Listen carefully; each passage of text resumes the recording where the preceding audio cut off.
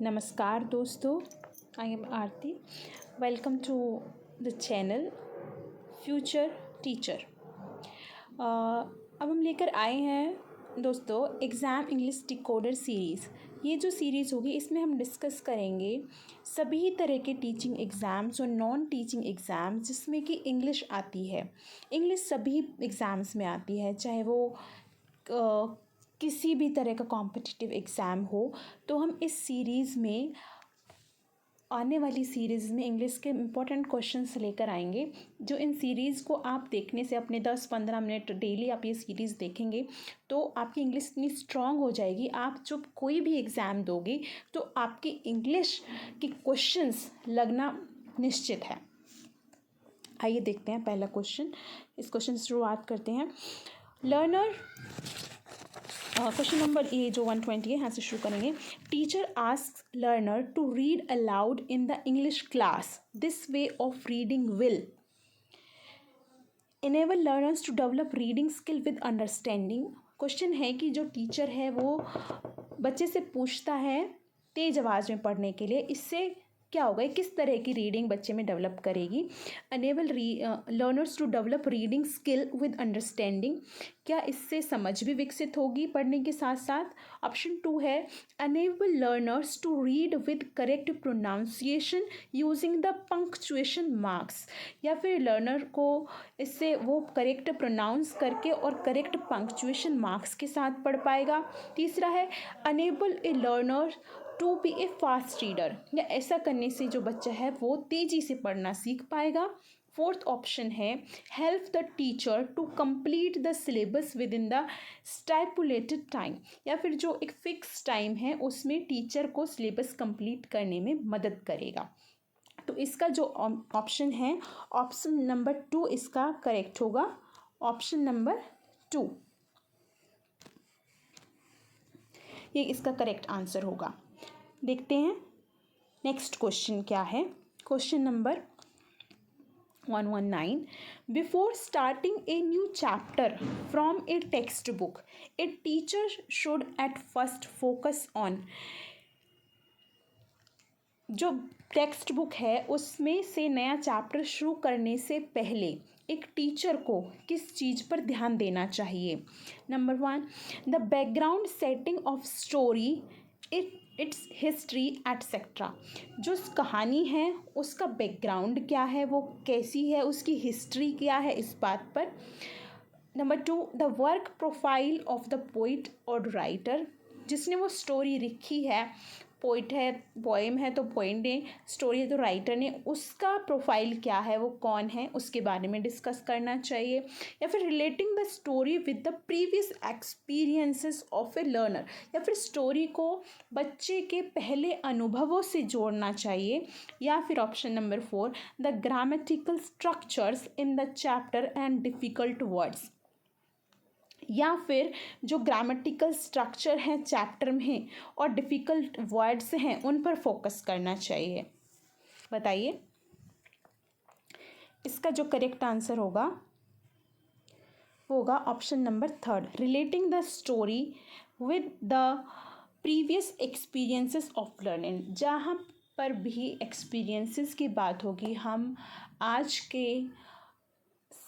आज के टाइम में बात करते हैं एक्सपीरियंशियल लर्निंग की, प्रैक्टिकल लर्निंग की, जो कि हम बच्चों को रियल लाइफ सिचुएशन से जोड़कर सिखाएं या फिर उसके पुराने अनुभवों से जोड़कर सिखाएं। आगे चलते हैं। 118 reading picture book means. Picture book पढ़ने का मतलब क्या है। Exposing learner to different styles of drawing, बच्चों के सामने तरह तरह की जो ड्राइंग्स हैं उनको दिखाना। To help learners to understand and analyse the pictures, या बच्चे को मदद करना उन पिक्चरों को समझने और विश्लेषण करने में। या फिर to help learner to draw neat and colourful pictures, या फिर बच्चों को एक साफ़ सुथरी और रंगीन पिक्चर ड्रॉ करने में मदद करना। या फिर that children love pictures and it will be a fun loving class, या फिर जो है बच्चे उनको जो पिक्चर्स हैं वो बहुत पसंद हैं और उन्हें और ये फ़न लविंग क्लास होगी। इससे जो क्लास है काफ़ी फ़न वाले माहौल की बन जाएगी। तो बताइए क्या होगा? इसका जवाब होगा to help learners to understand and analyse the pictures. बच्चे के अंदर एनालिटिकल पावर्स, अंडरस्टैंडिंग पावर को विकसित करना ही एजुकेशन का मोटो है। आगे देखते हैं। 117 a teacher is facing the problem of students poor spelling. एक टीचर के सामने समस्या है कि जो बच्चे हैं स्पेलिंग सही से नहीं लिखते हैं। She listed the probable causes for it.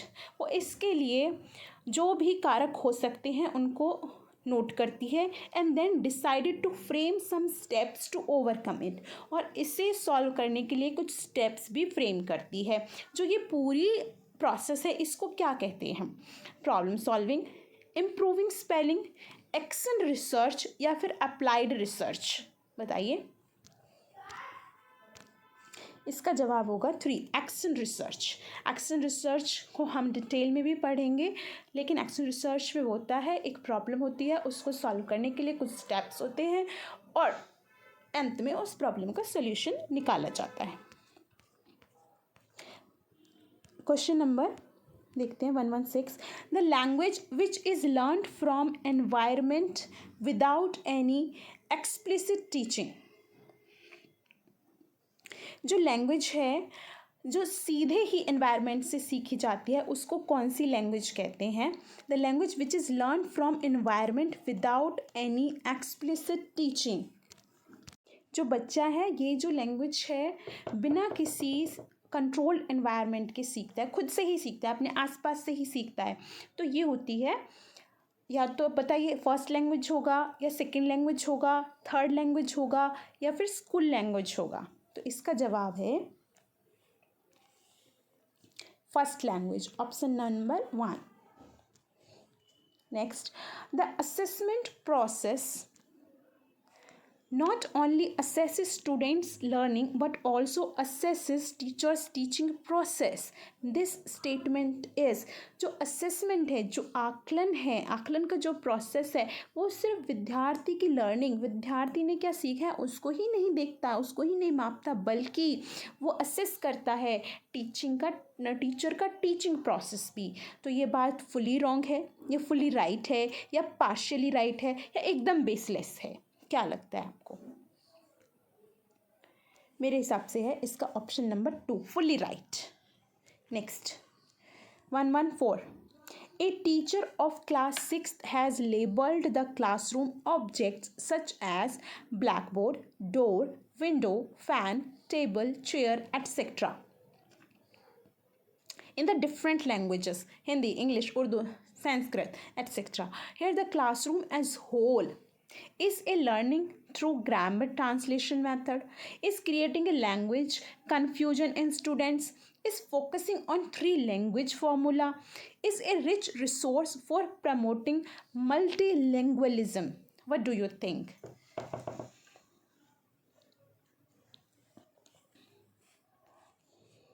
Option number 4, it is a rich resource for promoting multilingualism. It specifies the rules which govern the arrangement of words into phrases, clauses and sentences. जो arrangement है words का जो कि govern करता है phrases, clauses and sentences को, क्या कहलाता है? Discourse, semantics, syntax, cohesion? इसका जवाब होगा syntax. Next, a student of class 4th is having some problem in writing. She में राइटिंग में प्रॉब्लम है, तो क्या उसको हो सकता है? डिसलेक्सिया, डिस्ग्राफिया, डिस्फेजिया या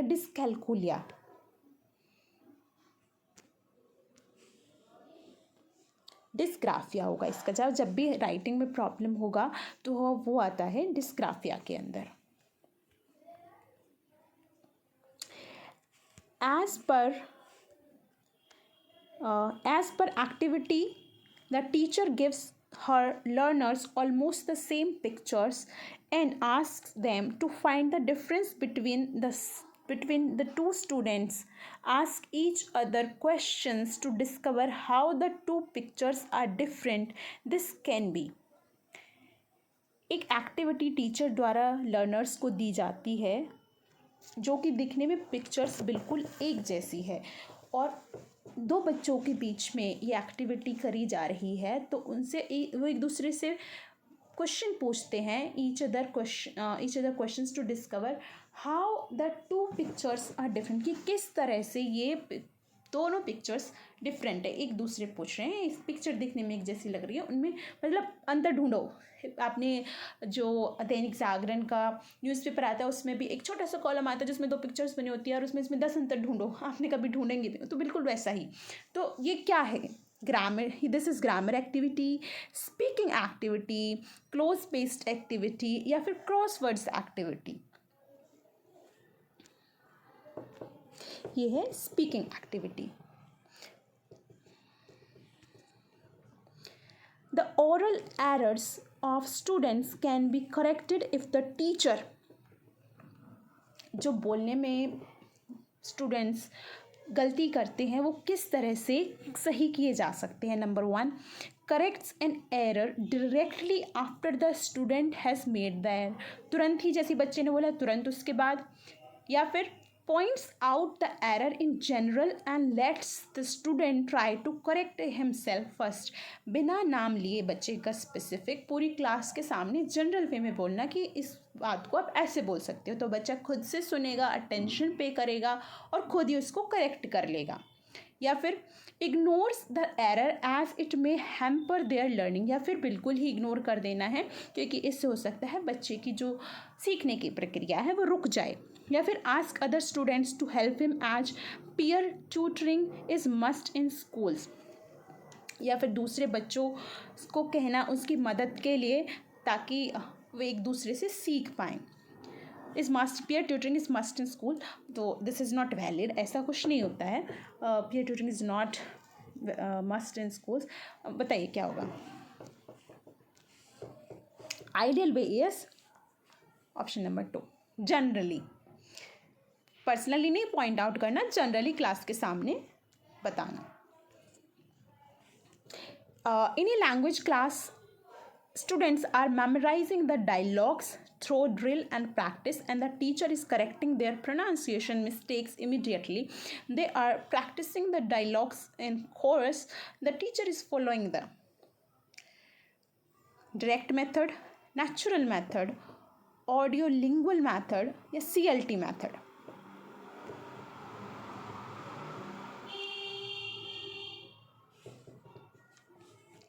This is audio lingual method.